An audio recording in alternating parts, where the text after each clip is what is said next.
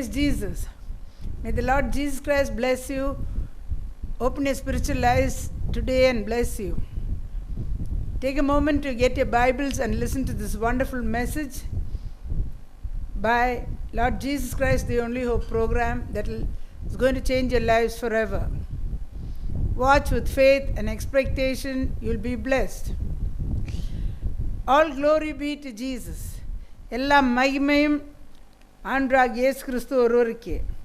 I praise God and thank Him for giving me this wonderful opportunity and great privilege to speak about the death, burial and resurrection of our Lord and Savior Jesus Christ. Hallelujah.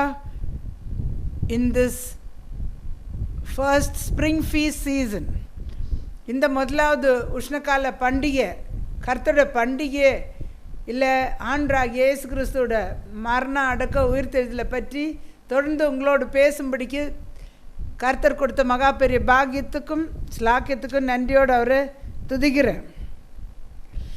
Hallelujah. Greetings to all my wonderful viewers in the name above all names. எல்லா நாமத்துக்கும் மேலான நாமத்தை உடைய நாமத்தில் எல்லா பரிசுத்தவான்களுக்கும் என்னுடைய வாழ்த்துக்கள். Hallelujah. The first 3 of the 7 feasts commanded of the Lord God for His people to celebrate and honor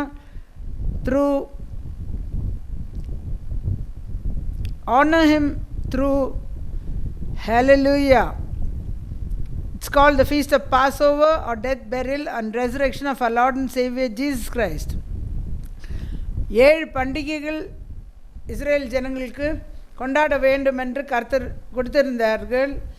ஹல்லேலூயா. அவரை கனப்படுத்தி வருஷத்தில் கொண்டாட வேண்டும் என்று முதலாவது பண்டிகை பஸ்கா பண்டிகை இருந்தது. இன்றைக்கு நமக்கு ஆண்டவரோட இயேசு கிறிஸ்துவோட மரணம் அடக்க உயிர்த்தெழுதலாக இருக்கிறது.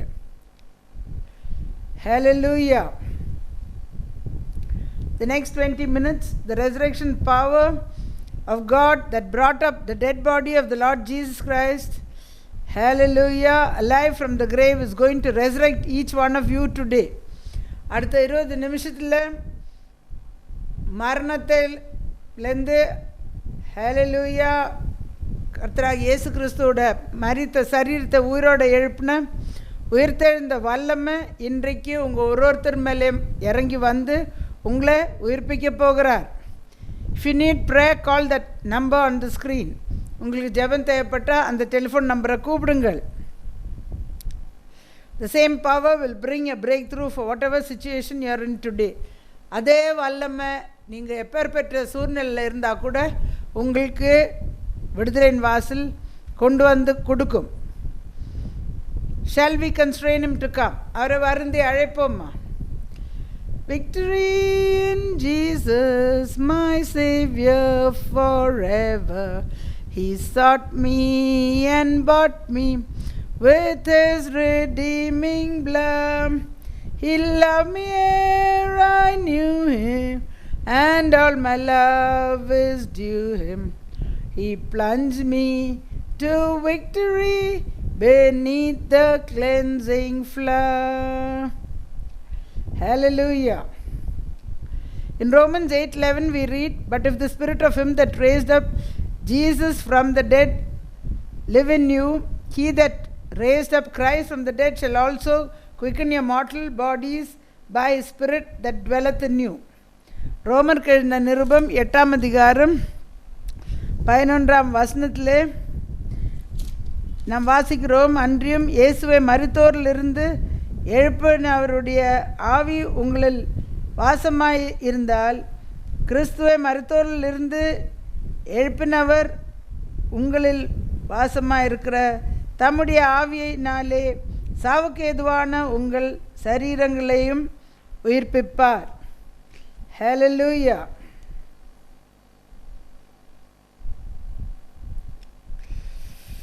As I was preparing for this message, the Lord Jesus brought to my remembrance that it was in these days, on one Good Friday in 1985, 40 years ago, the Spirit of Him that raised up the Lord Jesus from the dead came to live in me and also quickened my mortal body by His Spirit that dwelt in me. அப்போ இது நான் இந்த செய்தி ஆயத்தப்படுத்தி கொண்டிருக்கிற நேரத்தில் இயேசு கிறிஸ்து என் மனசு என் ஞாபகத்துக்கு 40 வருஷம் முன்னே ஒரு குட் ஃப்ரைடே, அது குட் ஃப்ரைடேயாக இருந்தது. அது ஏப்ரல் 5ஆம் தேதி குட் ஃப்ரைடேயில் ஹல்லேலூயா இயேசு கிறிஸ்துவோட சரீரத்தை மரித்தோர்லேருந்து உயிரோட எழுப்பின வல்லமை எனக்குள்ளே வந்து வாசமாக இருந்து சாவுக்கு ஏதுவான என்னுடைய சரீரத்தை உயிர்ப்பித்ததை ஞாபகப்படுத்தினார். This is the power of Almighty God called resurrection power. இது வந்து சர்வ வல்லமை உள்ள தேவனுடைய ஒரு சக்தி, வல்லமையாக இருக்கிறது. இதுக்கு பேர் உயிர்த்தெழுந்த வல்லமை. How does this power come to live in you? இந்த வல்லமை உங்களுக்குள்ளே வந்து எப்படி அது வாசமாக இருக்கும்? He comes when you take immersion baptism. எப்போ அது வருகிறது என்றால், அவர் எப்போ வருகிறார்? நீங்கள் முழுக்க ஞானஸ்நானம் எடுக்கும்போது. In Acts 2:38, Peter told 3,000 who were pricked in their hearts and were asking what they had to do. அப்போஸ்தலர் நடவடிக்கைகள் 2ஆம் அதிகாரம் 38ஆம் வசனத்தில் பேதுரு வந்து 3000 பேர்களுக்கு இருதயங்கள் குத்தப்பட்டவர்களாய், ஆண்டவன்மார்களே நாங்கள் என்ன செய்ய வேண்டும் என்று கேட்டார்கள்.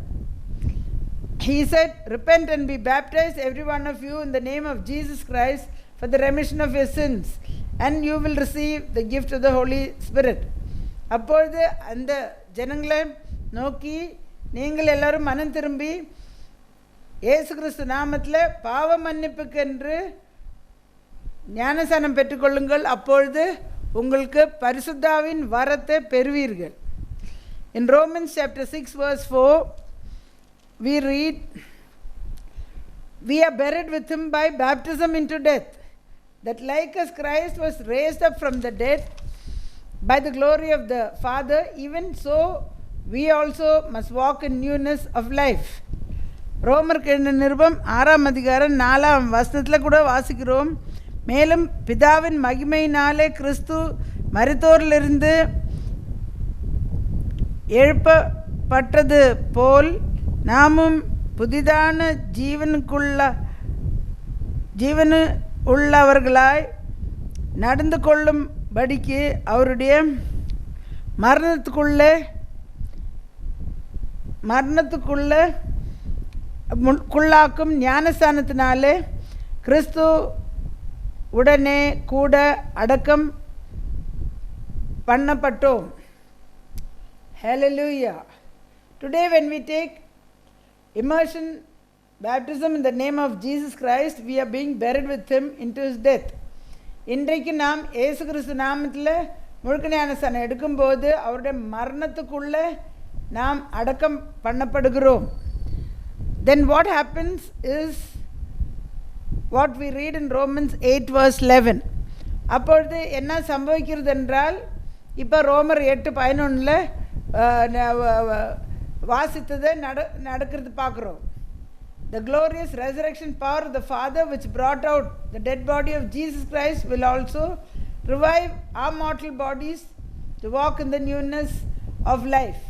அப்போ இந்த சாவுக்கு இயேசு கிறிஸ்துவோட மரித்த சரீரத்தை உயிரோட கொண்டு வந்த பிதாவின் உயிர்த்தெழுந்த வல்லமை சாவுக்கு ஏதுவான நம்முடைய சரீரம் கூட அது உயிர்ப்பிக்கும், நாம் புதிய ஜீவனம் செய்யும்படிக்கு நம்ம மாற்றுவார்.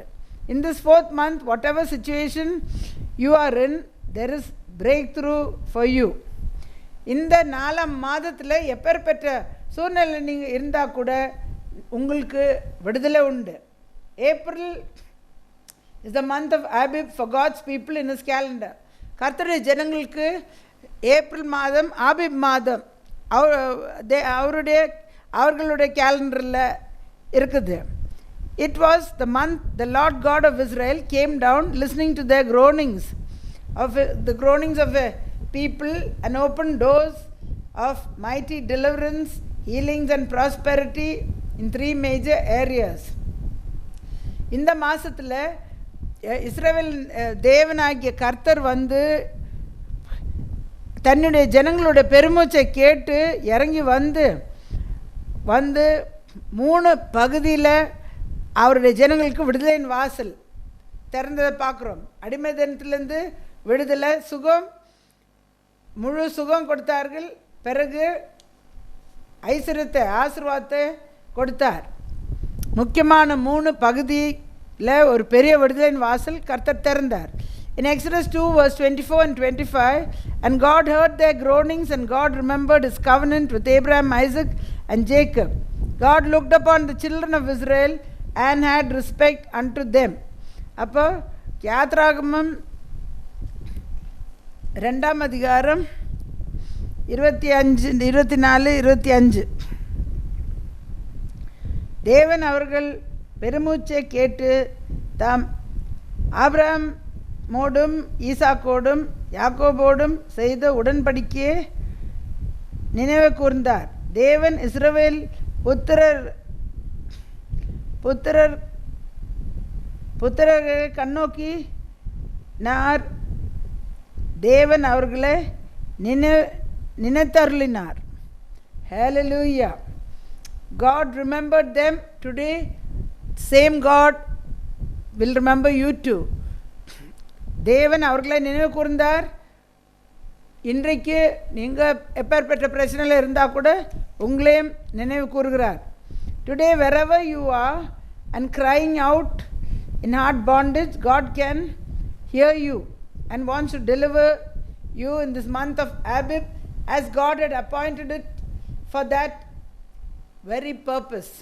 அப்போ இன்றைக்கு எங்கேருந்து இந்த செய்தி நீங்கள் கேட்டுக்கொண்டிருக்கிறீர்களோ, கர்த்தரை நோக்கி பெருமூச்சிட்டு அவரை நோக்கி அழுது கொண்டிருக்கிறீரோ, கடினமான கட்டில் இருந்து நீங்கள் அழுதுன்றிருக்கிறீங்களோ, தேவன் உங்கள் பெருமூச்சை கேட்குற தேவன் உங்களை இந்த மாதமே விடுதலை ஆக்க விரும்புகிறார். இந்த மாதமே அதுக்காக நியமித்த மாதமாக இருக்கிறது. In Exodus 13 verse 3 and 4 we read, Moses said unto the people, remember this day in which you came out of Egypt, out of the house of bondage. For by strength of his hand the Lord brought you out from this place. There shall no leavened bread be eaten. This day you came out in the month of Abib. யாத்ராகம் 13ஆம் அதிகாரத்தில் 3-4 வசனத்தில் நாம் வாசிக்கிறோம்.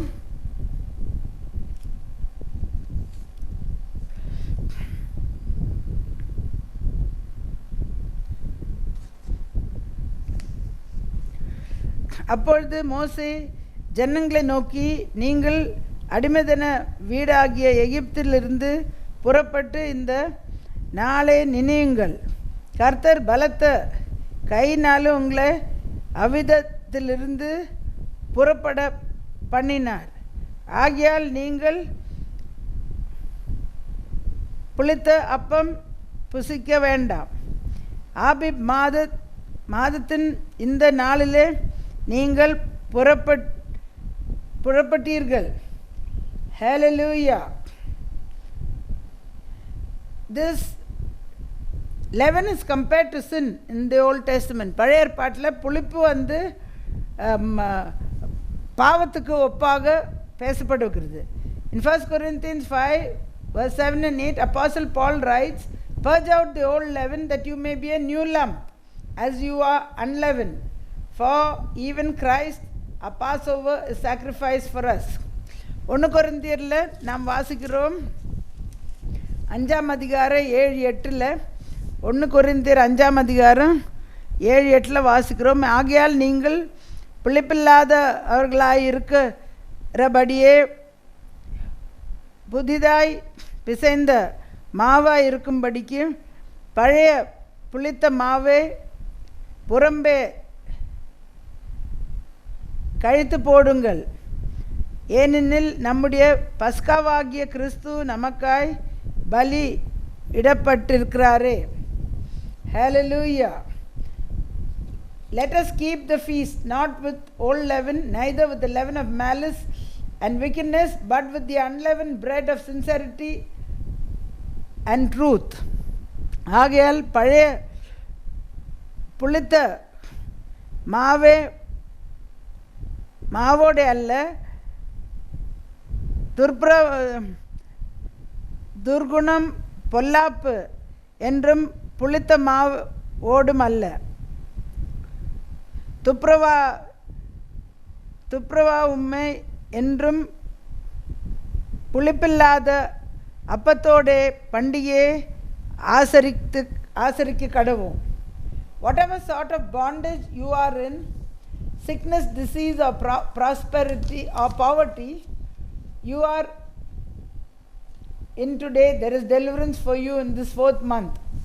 எப்பேற்பட்ட வியாதியில் நீங்கள் இருந்தாலும், எப்பேற்பட்ட கட்டில் நீங்கள் இருந்தால் கூட, நீங்கள் எப்பேற்பட்ட வியாதி இருந்தால் கூட, எப்பேற்பட்ட தரித்திரமான நிலவரத்தில் நீங்கள் இன்னைக்கு இருந்தால் கூட உங்களுக்கு இந்த 4ஆம் மாதத்தில் விடுதலை உண்டு.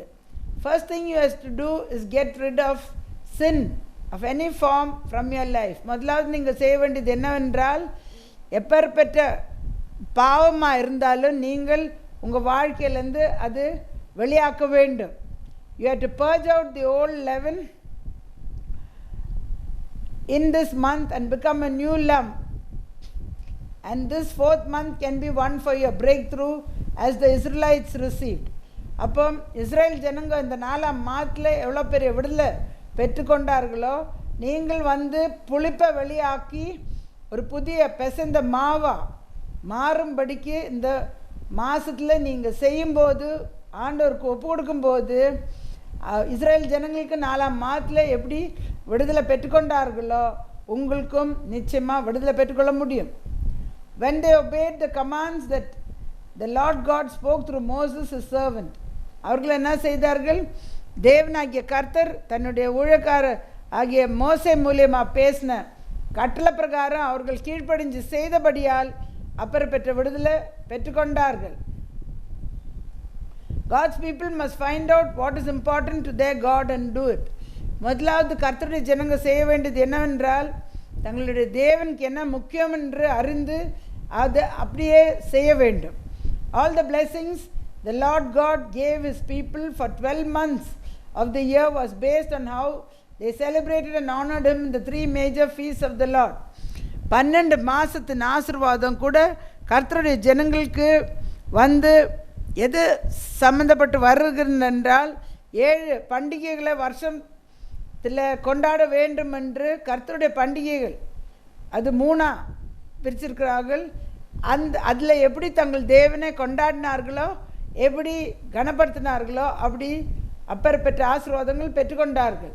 Now we are in the season where God's people are celebrating the first of the spring feast, which was the feast of Passover. இப்போ நாம் எங்கே இருக்கிறோம் என்றால், உஷ்ணகால பண்டிகை முதலாவது பண்டிகை, 3 பண்டிகையை சேர்ந்து வர்ற பஸ்கா பண்டிகையில் நாம் இருக்கிறோம், காலத்தில் இருக்கிறோம். It covered 4 months of the year. இந்த பண்டிகையோட ஆசீர்வாதம் வருஷத்தில் 4 மாதம் கூடி வரும். They are appointed times and seasons of God. இது கர்த்தர் நியமித்த நாட்களும் ஹalleluya காலங்களுமா இருக்கிறது. If they did not observe to do it, then the blessings of that year would be lost. அவங்க இந்த பண்டிகையை கொண்டாடாத அந்த காலத்தில் கொண்டாடலன்னு சொன்னால் அந்த ஆசீர்வாதம் எழுந்து போய் விடுவார்கள். In Malachi 3 verse 10 and 11 we read about the Lord telling his people to prove him and see by honoring him. If he won't open the windows of heaven and pour out blessings you don't have room enough to contain. Also in verse 11 that he will tie up the enemy who is eating up their blessings by deceiving them. அப்போ மல்கியா தீர்க்கதரிசி மூலியமாக கர்த்தர் பேசுகிறது என்னவென்றால், 3ஆம் அதிகாரம் 10-11 நான் என்னை சோதிச்சு பாரு, கர்த்தருடைய ஜனங்களுக்கு அவர் சொல்லுகிறார்.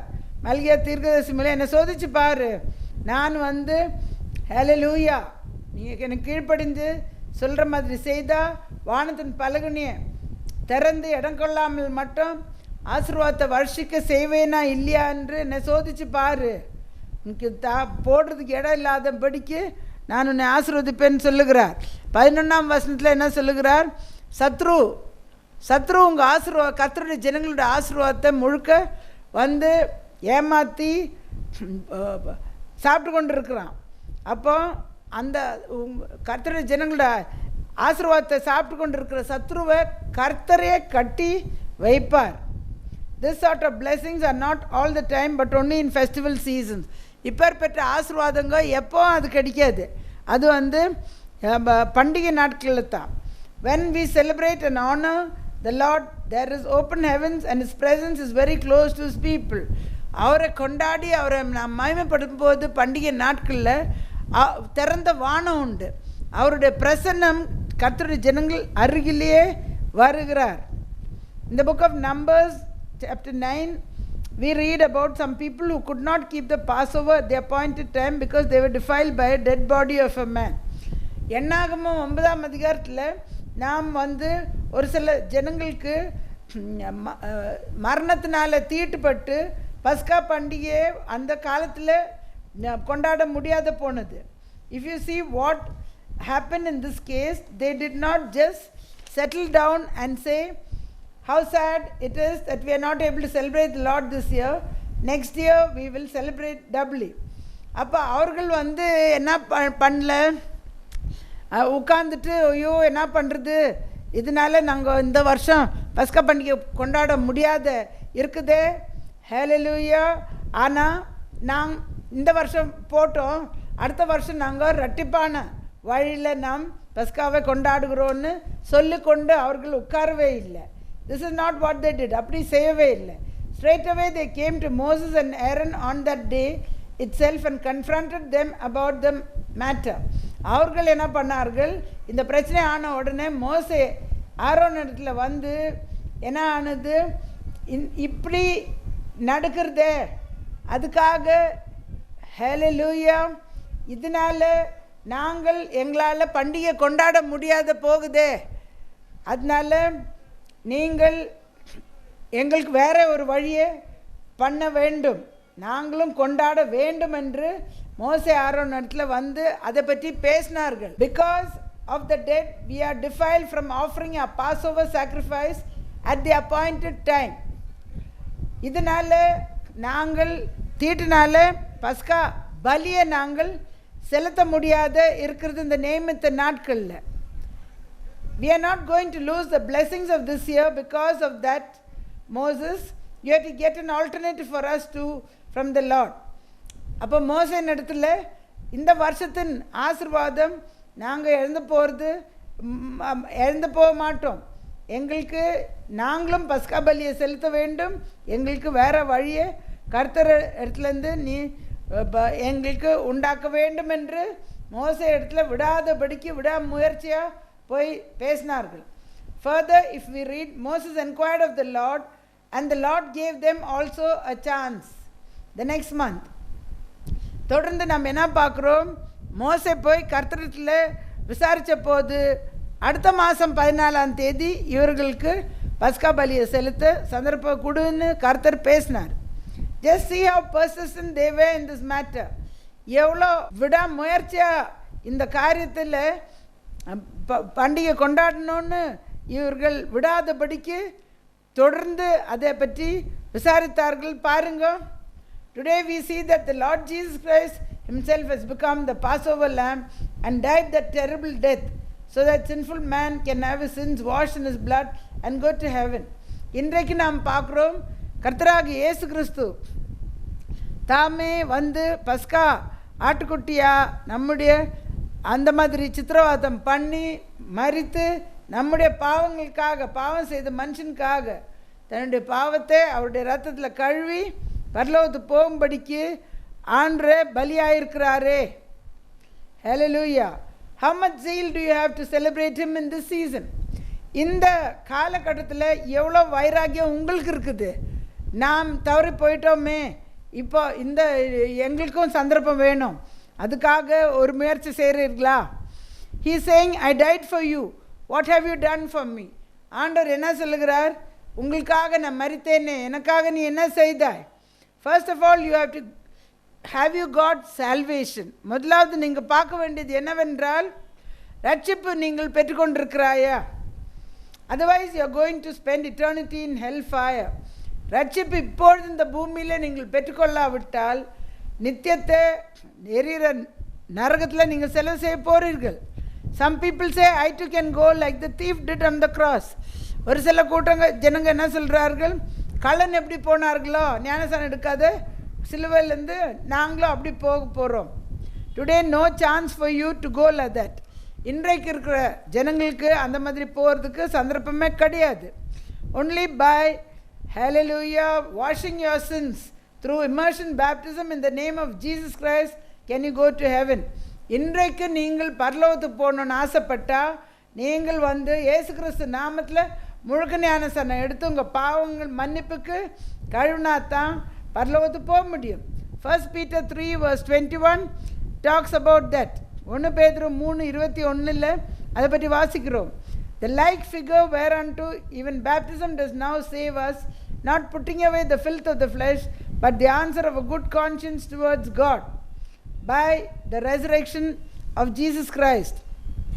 1 Pedro 3:21 அதற்கு ஒப்பான ஞானஸ்நானமானது மாம்சமா அழுக்க நீக்கலாக இராமல் தேவனை பற்றும் நல் மனசாட்சியின் உடன்படிக்கை இருந்து இப்பொழுது நம்மையும் இயேசு கிறிஸ்துவனுடைய உயிர்த்தெழுதலினாலே ரட்சிக்கிறது. ஹalleluya. First of all, you had better check on your baptism whether you have taken Acts 2:38 in the name of Jesus Christ. முதலாவது நீங்கள் சோதித்து பார்க்க வேண்டிய காரியம் என்னவென்றால் உங்கள் ஞானஸ்நானத்தை சோதித்து பார்க்கணும். அப்போஸ்தலர் 2:38 பிரகாரம் இயேசு கிறிஸ்து நாமத்தில் நீங்கள் ஞானஸ்நானம் எடுத்திருக்கிறீர்களா இல்லையா என்று. Because for us today this is the name given for man salvation. ஏனென்றால் இன்றைக்கு மனுஷனுடைய ரட்சிப்புக்கு இந்த நாமம் தான் கொடுக்கப்பட்டுள்ளது. No other baptism can wash your sins. வேறு எந்த ஞானஸ்நானம் உங்கள் பாவத்தை கழுவ முடியாது. Better confirm your salvation immediately. The Lord Jesus Christ is returning very soon. உங்கள் ரட்சிப்பை சீக்கிரமாக நீங்கள் பாவ மன்னிப்பு நிச்சயத்தை பெற்றுக்கொண்டா இல்லையான்னு உறுதிப்படுத்தி கொள்ளுங்கள். ஆண்டவராகிய இயேசு கிறிஸ்து சீக்கிரமாக வரப்போகிறார். I'm going to pray for you now. இப்போ உங்களுக்காக நான் ஜெபிக்க போகிறேன்.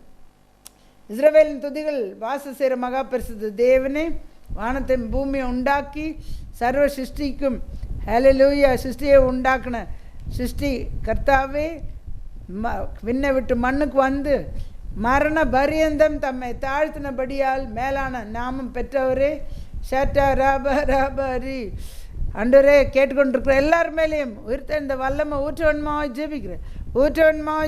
எப்படி எப்போ வியாதியா பிரச்சனையா போராட்டமா எல்லாவற்றுக்கும் கர்த்தாவே தரித்திரமா எல்லாவற்றிலும் போக்கும் பரிகாரம் உம்மிடத்தில் உண்டான்ற. அதுக்காகவே நீ ஜீவனை கொடுத்து ரத்தம் சிந்தி இருக்கிறேன். அப்படி ஆவியை ஊற்று, எல்லார் மேலேயும் ஊற்று அந்த மரண தருவாயில் இருந்து உண்மை நோக்கி பார்க்குறவர்கள் மேலே கூட ஊற்ற வேணுமாவை ஜெபிக்கிறேன்.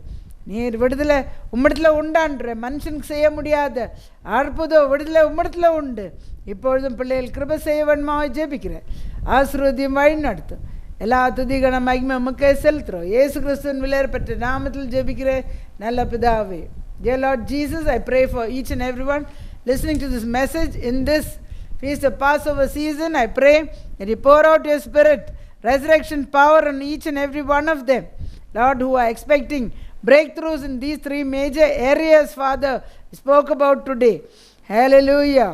Even those who are in bad situations in their health, Lord, pour your Holy Spirit upon them, deliver them, heal them, set the captives free. For that very purpose you gave your life and shed blood. First of all, let them all check on their baptism, whether they have received confirmation that their sins are forgiven. Otherwise, nobody can go to heaven. We see according to your word. In Jesus' precious name, I pray with thanksgiving. Amen. இந்த செய்தி உங்களுக்கு ஆசீர்வாதமாக இருந்தால் இந்த முகவரிக்கு நீங்கள் தொடர்பு கொள்ளுங்கள். இந்த ஊழியத்தை தாங்க விரும்பினால் விசேஷமான தியாகம் செய்த உலகத்திலே சரித்திரத்திலே யாரும் செய்யாத தியாகம் செய்த இயேசுவுக்காக நீர் தியாகமான ஒரு காணிக்கையை கூட அனுப்பி இந்த கடைசி கால அறுவடைக்கு நீங்கள் தாங்குங்கள். கர்த்தர் இந்த முதல் உஷ்ணக்கால பண்டிகையோட ஆசீர்வாதம் நிறைவா உங்கள் மேலேயும் உங்கள் குடும்பத்தின் மேலேயும் பொழிவாராக. If this message is a blessing to you, contact us by phone Your testimonies are a blessing to many. If you want to support this ministry, send your offerings to the account number on the screen. As sacrificial offering, you honor the Lord and support the end time harvest of souls. The Lord will bring in a big harvest of finances, which was one of the breakthroughs in this feast of Passover. The blessing of this ministry will be upon you and your families. If you want individual prayers, contact us by phone. Friday morning, individual prayers will be made from 10 to 2 at this address. Come and receive your deliverance. தனிப்பட்ட முறையில் ஜெபம் தேவைப்பட்டா வெள்ளிக்கிழமை காலைல 10லேருந்து 2 வரைக்கும் உங்களுக்கு தனிப்பட்ட ஜெபங்கள் ஏறெடுக்கப்படும். வந்து உங்கள் விடுதலை பெற்றுக்கொள்ளுங்க. Till we meet again, do not forget Jesus Christ is Lord. May God bless.